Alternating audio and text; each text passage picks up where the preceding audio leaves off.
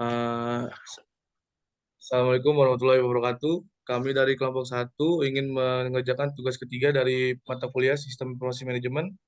Tema kami di sini mengusung Speak Up and Get Closer. Yang pertama, di sini ada Ramadan Iksan Sudadinata dengan NIM 1221 1276. Yang kedua ada Vicky Pareja dengan NIM 1221 1160. Dan ketiga ada Muhammad Fauzan dengan NIM 1221 0985. Dan keempat ada saya sendiri, Maulid Saputra dengan NIM 1221 0999. Bab pertama pendahuluan. Eh, Latar belakang. Media sosial pada zaman globalisasi ini, media sosial sudah banyak digunakan oleh halayak orang banyak. Mulai dari orang biasa sampai pejabat sekalipun sudah banyak yang menggunakan media sosial. Media sosial ini bukan hanya digunakan sebagai alat untuk berinteraksi antara manusia secara online, tetapi juga digunakan untuk kepentingan lain. Banyak manfaat yang bisa diambil dari media sosial ini, selain kebaikan atau ada juga keburukan yang dapat dari media sosial ini. Yang 1.2 ada rumusan masalah. Yang pertama itu apa itu media sosial. Yang kedua itu dampak positif dan negatif media sosial. Yang ketiga apa manfaat dari media sosial. 1.3 dari tujuan. A. Memahami apa itu media sosial. Yang kedua, mengetahui apa saja dampak positif dan negatifnya media sosial. Yang ketiga itu mengetahui manfaat dari media sosial. Untuk bab 2 akan kita serahkan ke Fikri Fareja. Silakan Fikri Fareja. Bab 2 pembahasan. 21. Apa itu media sosial? Sosial media adalah sebuah media untuk bersosialisasi satu sama lain dan dilakukan secara online yang memungkinkan manusia untuk saling berinteraksi tanpa dibatasi ruang dan waktu. Semua media terbagi beberapa bagian, salah satunya social networks, media soal untuk bersosialisasi dan berinteraksi, Facebook, dan lain-lain. Orang yang pintar dapat memanfaatkan media sosial ini untuk mempermudah hidupnya, mempermudah dia belajar, mencari kerja, mengirim tugas, mencari informasi, dan lain-lain. Dua, dampak positif dan negatif media sosial. Berbicara sosial media sekarang, ini memang sudah tidak asing lagi di kalangan masyarakat. Hampir tiap individu menggunakan media sosial untuk berbisnis maupun hanya untuk sekedar terhubung dengan teman. Dengan adanya sosial media, memang sangatlah membantu kita dalam berhubungan dengan orang lain. Namun di dalam kuburan itu juga terdapat dampak positif dan negatifnya. Berikut akan dijelaskan dampak yang terjadi dalam penggunaan media sosial. Dampak positif. A. Sebagai tempat promosi. B. Ajang memperbanyak teman. C. Sebagai media komunikasi. D. Tempat mencari informasi. Dampak negatif. A. Munculnya tindakan kejahatan. B. Mengganggu hubungan antar pasangan. C. Menimbulkan sifat candu. Kemudian untuk 2, 3 saya berikan kepada Fauzan. 2.3. Apa manfaat dari media sosial? Manfaat media sosial saat tidak terpisahkan dengan kehidupan sehari-hari. Saat ini media sosial sepertinya sudah menjadi bagian yang tidak terpisahkan dari kehidupan. Perkembangan teknologi, informasi yang pesat merupakan salah satu penyebab boomingnya sosial media. Para web developer pun kini berlomba-lomba untuk mengembangkan berbagai sosial media yang dapat dinikmati oleh segala kalangan. Sebut saja Facebook, Twitter, Instagram, Pet, dan masih banyak lainnya. Manfaat dari media sosial dapat dilihat dari berbagai bidang. A. Media sosial untuk bersosialisasi. B. Media sosial menggantikan fungsi buku diari. C. Media sosial mempertemukan teman lama. D. Media sosial menemukan teman baru.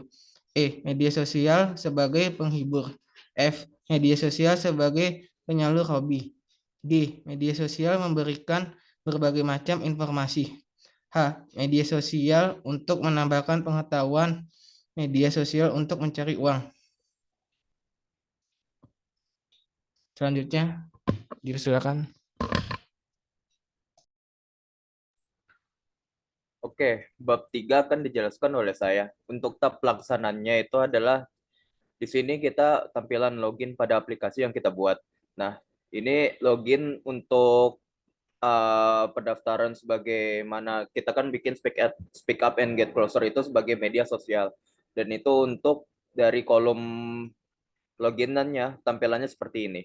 Nah, selanjutnya Aplikasi Speak Up and Get Closer berguna untuk memberikan kebebasan berbicara untuk keluhan-keluhan yang akan membantu kita bisa didengar oleh pemerintah atau bahkan membantu kita bisa speak up lebih lagi untuk masalah yang terjadi di Indonesia saat ini, dan juga bisa membantu sosialitas dan kesejahteraan kepada rakyat-rakyat kecil yang dirampas hak berbicaranya menjadi kekuatan untuk bersatu dalam kebebasan berbicara.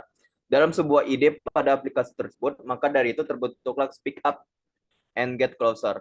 Jadi di sini saya sedikit penjelasan. Speak Up and Get Closer itu pada umumnya seperti Twitter atau Facebook, tapi dia lebih mengandalkan komunikasi dalam hal berbicara. Jadi ketika kita memasukkan aplikasi tersebut, tampilannya seperti ini, Speak Up and Get Closer. Dan ini tampilan awalnya, dan ini akan kenapa berwarna orange pada dasar yang saya bikin tampilannya. Nah, karena orange itu mengartikan kan tentang keberanian dalam pembicaraan sosok orang yang direndahkan gitu.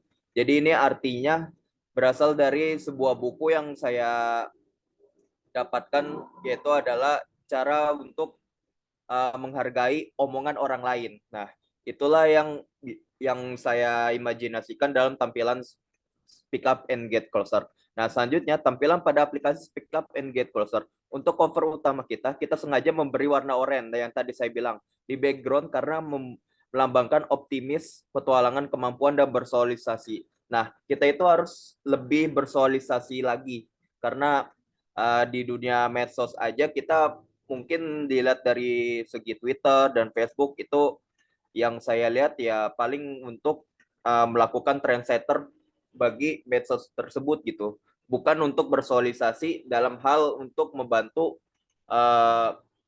permasalahan yang ada di Indonesia seperti kayak contohnya orang-orang rakyat kecil untuk meminta bantuan untuk sembako atau segala macam perbuatan yang ada kita lakukan di Indonesia ini. Terus kita menggunakan Draw.io untuk menggambar mockup tersebut.